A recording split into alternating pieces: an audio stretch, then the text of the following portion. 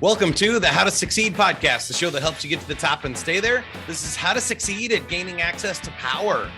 The following podcast is copyrighted by Sandler Systems, Inc. and protected by U.S. copyright laws. Sandler is the worldwide leader in sales, management, and customer service training. You can find more information at sandler.com. As always, you can subscribe to this podcast on iTunes, Google Podcasts, Spotify, or wherever you're listening to this one right now. That would be a good start. I'm your host, Mike Montague, Director of Community Engagement at Sandler, and my guest this week is Wade Rowan. He is a Sandler trainer from Chattanooga, and we're going to talk with him about how to succeed at gaining access to power.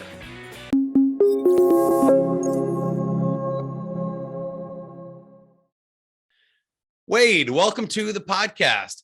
Tell me a little bit about this concept, gaining access to power, and what we're talking about here this week. Thanks for asking, Mike. As it relates to gaining access to power, really there's three primary strategies that we like to talk about, we like to teach, we like to coach people toward. And the first one is really cultivating strategies that help us identify key decision makers. How do we cultivate strategies, meaning it's consistent and it's ongoing and it's repeatable? And then the second one is how do we identify who those key decision makers are? And how do we use the idea of character and persona to really help us to fine tune that so we know how to approach those particular folks? And then the third would be to develop strategies that help us gain access and or find a safe landing place as we approach that particular client to see if there's a fit and if we should move forward. So today's topic, I'd like to talk about just this idea of how do we gain access to power, and then how do we, in a positive way, leverage that power to the client's benefit and also to our benefit in the process.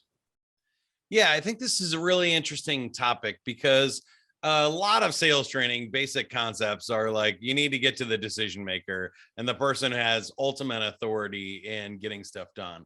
But I found that to be easier said than done sometimes.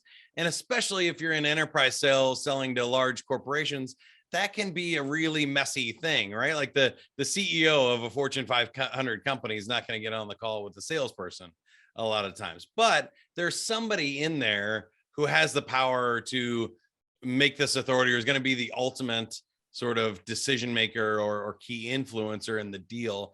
So maybe we should start there when talking about attitude here is, what are we really trying to accomplish? And what are some of the common mistakes you see salespeople make when they don't get access to power? Good question. I think, if I had to focus on one attitude to really kind of drive this in the right direction, it would be to grow in our own self-awareness. I think oftentimes we feel like that this is really about us and about our strengths.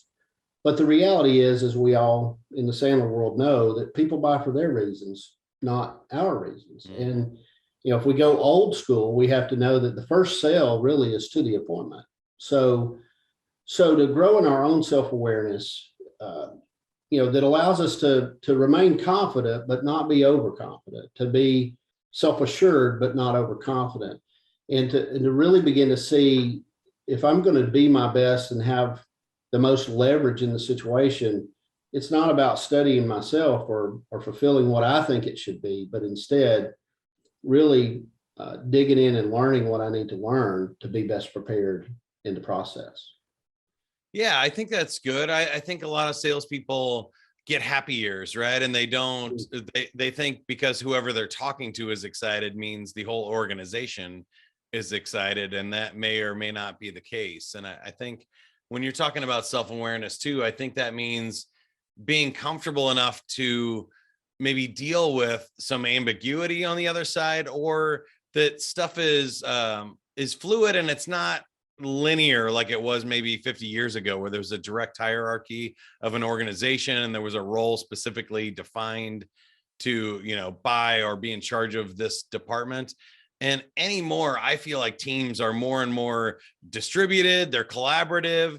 The leaders want to make sure they get input from the technical users at the bottom of the funnel. They have other peer influencers and social media that they can consult. That there's really not just one source of power anymore. Would you agree with that? Yeah, absolutely. And the beauty of of anything that kind of falls in that, emotional intelligence or emotional quotient type category is it something that we can grow at? It's something we can continue to get better at. And so, to have confidence in how you're approaching people and who you're approaching all kind of ties back to self-awareness. And if we put the proper plans and as we talk through this and proper behaviors and techniques in place, then we can become more self-assured, which should also lead to us being more self-aware in the process. And so I think really seeing that this is not about us and it's about those others whom we're trying to serve is just so incredibly important in the process. Yeah, and I'm glad you brought up confidence, because that's one of the things I think we see salespeople lack a lot, that doesn't get them to that next level decision maker, right? I think you're kind of relegated to the person in the organization who you sound most like. And if you're sounding weak, unassured, new, not bringing a lot of value, you're going to be delegated to somebody like that. If you come in with confidence and conviction in what you are and that you can bring value to every conversation, you have a likelier chance of being promoted to a higher level in the organization. Yeah, and I mean that's where power lives, right? If you come in unconfident and not knowing, or when this happens, you come in overconfident or leaning on the arrogant side of things of how great you are and great your company is, then you lack power. And if we're going to talk about gaining access to power, we have to talk a little bit about our own self-confidence and our own self-awareness so that we're very comfortable with who we are and what we're bringing. And, the old Sandler rule lives here, no begging. So if I'm confident, I'm not begging. But part of being confident is creating some strategies, cultivating and identifying, developing strategies that will make it so I can consistently come in very self-aware of who I am, but more importantly, who the right people are that I need to be communicating with. I think that's a perfect transition to get into behavior and talk about what some of these goals, plans, and action items are. Well, and as it relates to behavior, and we'll talk more about, how do we put meat on these bones or put, drive behind the force. But as it relates to behavior, I'll keep it fairly simple. I would like to see people do effective pre-call planning, and there's tons of tools we can use to do that. But as a behavior, if we can do effective pre-call planning before the call or before the meeting, and then actually put that knowledge to work, then we're going to have the confidence that we need to have, that we've identified the people that we do need to be communicating with. And also in that pre-call planning, coming up with, and again, we'll talk more about it, but coming up with, the right story, third-party stories to tell, and the right questions to ask, so we can see if we've got a real audience that we should be communicating with. But pre-call planning is one of those things that I've learned over 40 years of business development, management, that it's just lacking. And so often we fail to do that behavior, and it makes a world of difference in how we proceed and how much power or how powerless we are in the process. What are the top 2 or 3 things you want to know before you go into a call and trying to figure out a decision step? As it relates to pre-call planning and some of those type things. I mean, that's a great question. I literally have a 6-step pre-call planning process that we teach to people, and it's not something that we just teach, but we also kind of live it out. But so the first one would be, what do I expect to happen in this meeting? And I like to couple that with, what does the other person expect to happen in this meeting? And the buyer system is real, so I need to make sure that I know what to expect.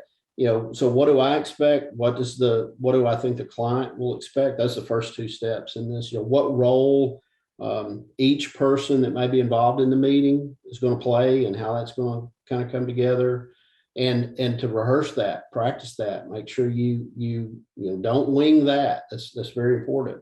What do I need to prepare before the meeting as it relates to questions and third-party stories? Sometimes I might have the right story. Sometimes it may be a cohort of mine or a team member of mine who has the right stories that have a really good chance of connecting. knowing not just what roles does each person play in the meeting, but what parts do they play in the meeting. And then the last one is just literally, what questions should I go in prepared to ask, and what third party stories should I go in prepared to tell, so that I can assure that I'm stacking the deck in everyone's favor, first the client's favor, and then also in ours, to see if this is something that we should pursue or not. So that's our 6-step pre-call planning formula that we use very often. That's amazing. I think two things that I would highlight there. One is when you're figuring out who's in the meeting or who should be in the meeting, doing your pre-research on who these people are, what's important to them, looking them up on LinkedIn, what you can find out about their personalities and what's important, or their previous positions, and, who reports to them, how big of a problem or how important this is to them. All of that will help you get the right people in the meeting and get the right information to those people to make a good decision. And I think what you said about the questions and the stories you want to tell, and what your strategy is for moving the deal forward, I think that's obvious that those are really powerful things. And I think that, really transitions us over to technique a little bit here about how we actually go about doing all this, and specifically, gaining access to power and powerful decision makers. I agree. And so, if you followed me around, you would hear me say very often, that the first rule of communication is to know your audience. And a close second is to know yourself. But it's not first, right? But it's a close second. I love that. And so if we know our audience, then we're going to be much better prepared. So as a technique, simply, I would just say, use the technique of researching your audience and then apply the learnings that you find. So it's one thing to research, it's another thing actually to apply. So, and today, we're very blessed in that we have all kinds of different ways, as you mentioned earlier, to research and to find the answers to where does the power live and where does the power not live in this situation. But research your audience and apply the learnings to the dialogue in the process. Still use the system, because we'll talk, there's so much power baked in to the Sandler business development, whether it be enterprise, business to business, business to consumer. There's a tremendous amount of access to power baked into the system. But if we've researched our audience and we prepare ourselves with the right questions, with the right stories, with the right information to trigger and hopefully figure out, is there real pain, need, here, or is there not? So we can very much work effectively through those qualification compartments that work so well. If we're prepared for those, we have gained access to power if we apply. If we're not prepared for those, and we're treating everyone just like everyone else and hoping that we hear the same answers, we're not going to be nearly as effective in serving so many. I wanted to ask you a follow-up question on what we mentioned earlier too, about your self-awareness and your personal status and power, because I think that's one of the things that we see people mess up a lot, is that equal business stature in relationships, and that, begging for appointment or begging access to a leader is not going to get it done. Do you have any tips, tricks, or hacks for individuals when thinking about their own status and power in the relationship? Well, I encourage, and again, get to speak and coach and work with so many people. But one of the light bulbs that went off in my own career many years ago, and I'm fortunate in that I was a Sandler, I've lost the word. I was a Sandler student for so many years. So I'm fortunate in that I was a Sandler client and a Sandler student for so many years before I began to teach and train and coach the Sandler systems full time. But one of the things I've learned quickly, and I actually learned this way back in my career, even while I was in the Marine Corps, is that decision makers will only allow other decision makers to help them make decisions. So if I to answer your question of what are some tips and tricks, one, as a business development person, whether it be enterprise, business to business, business to consumer, whatever role you find yourself in there. As a business development person, as a salesperson that's growing business, you have to begin to see yourself as a leader. You have to begin to see yourself as a decision maker. If you don't see yourself as a decision maker, well, decision makers will only allow other decision makers to help them make decisions. And so growing in our own emotional intelligence to begin to see ourselves that way, to see that we bring value to the table every single day, every single meeting, growing in your own confidence in the process, it's critically important that we see ourselves as a decision maker, because people can tell if you come in under or if you come in over. But over time, we've got to learn to match and mirror. The other thing I would say here, I teach so many, is we are paid to be professional communicators, and we are not our own audience. That's the hard part. We are not our own audience. And so we have to research and study and learn. And over time, we'll get better at picking up on what that audience is. But going back to the behavior, I don't think that I can get good enough to not do my pre-call plan and to make sure that I know what questions I need to ask, to know what third-party stories I need to tell. And as I gain confidence, it becomes much easier for me to dummy up in the process and just ask the question and let them think through the answer and respond. So those are a couple of things that I think that help us to, as business development people, to grow in our ability to have a healthier relationship. Also, when we do those things from a long-term standpoint, then it can be difficult to stay healthy emotionally in a sales and business development role, because you hear a lot of no's along the way. And if you're not hearing any, something's wrong. And so when our mindset changes and our attitude of mind, body, spirit, when those things are staying healthy, then it's going to drive those proper behaviors that we need to be doing. And seeing yourself as a decision maker, having the confidence that you need to proceed and ask even the hard questions, that's going to help us to gain access to the power that we need. I love that, especially that entrepreneurial mindset. And even if you're not an entrepreneur, seeing yourself as a salesperson, growing your own book of business and your own client base in your territory, and taking that mindset as a leader really does make a big difference in your professionalism and how people see you.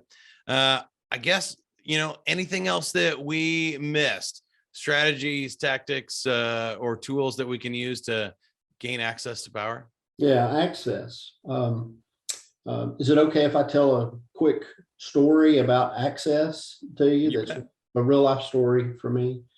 In my many years in the United States Marine Corps, I was part of many different teams, some great units. I learned so much from so many people.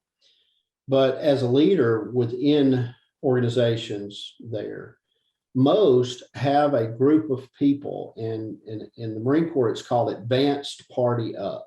Okay. Advanced party up. And so the advanced party, what they do is they go before the unit. They go before the landing, and they make sure that access or the path that you're going to travel is safe, right? They scout that out, and then they make sure that the area where they're going to land is appropriate.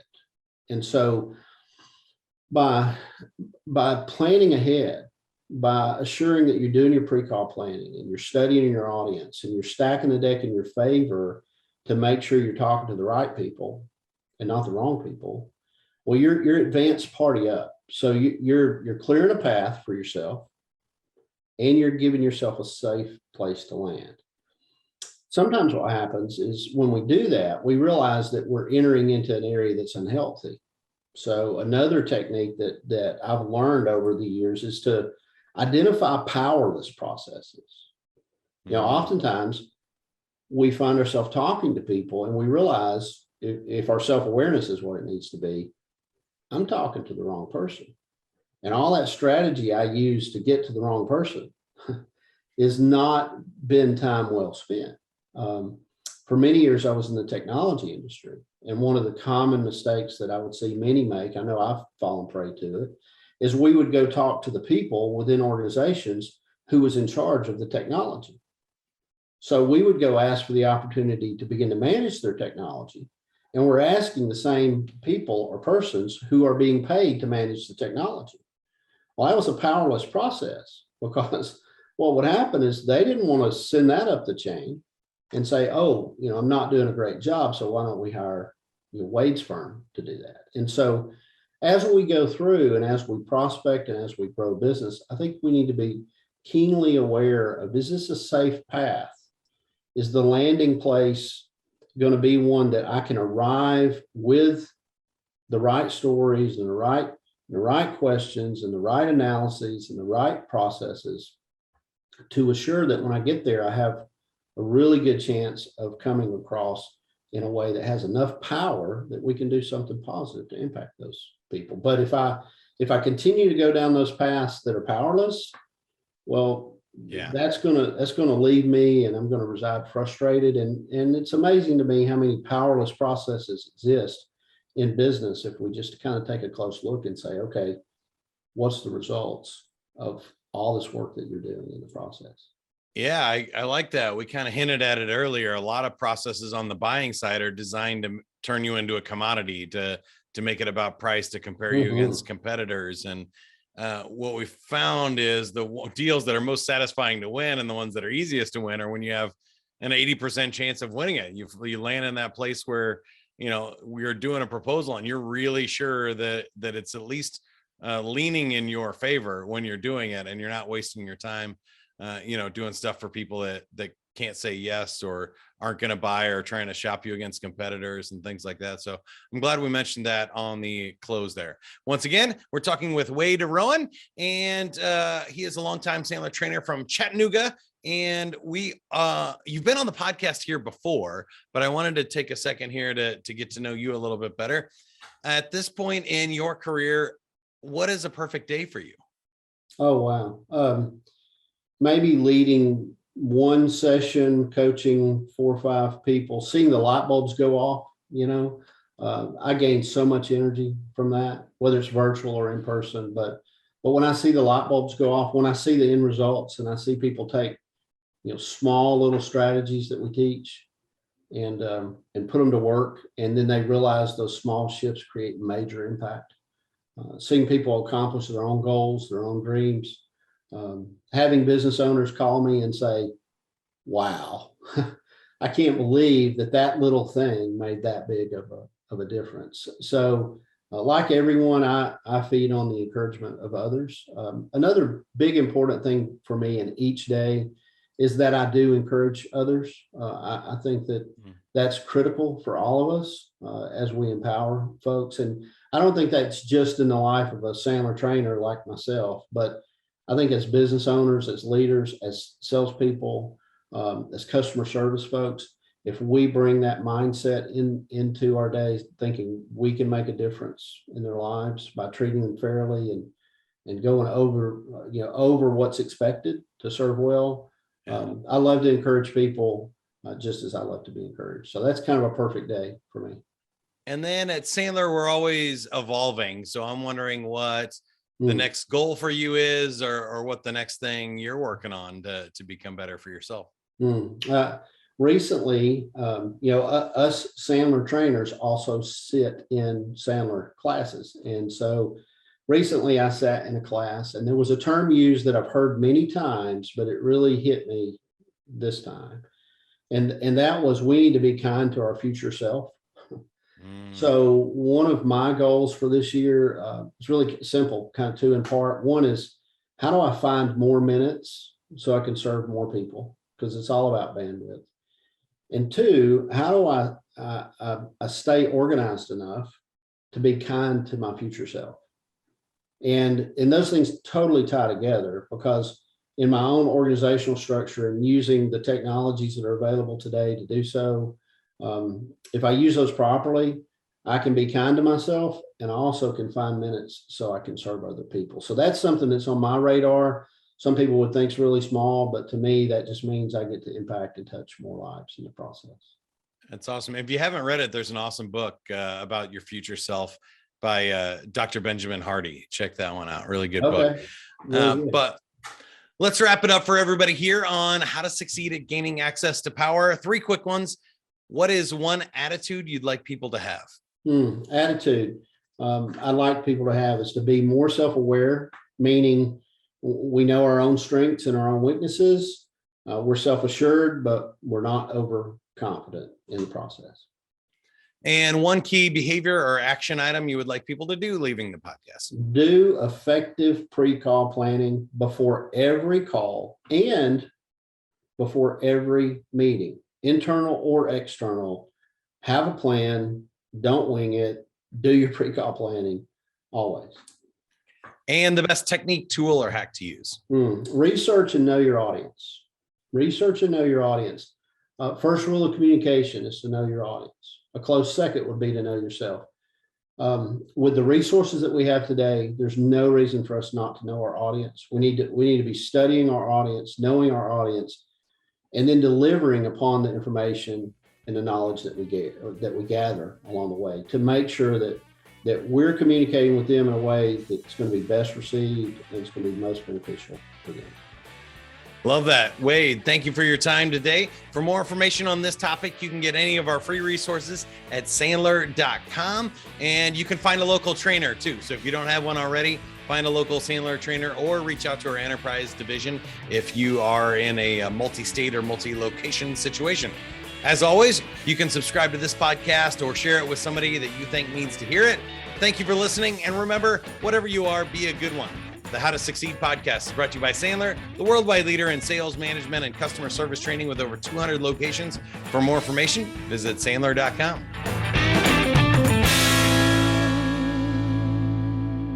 The Sandler Summit returns in 2023.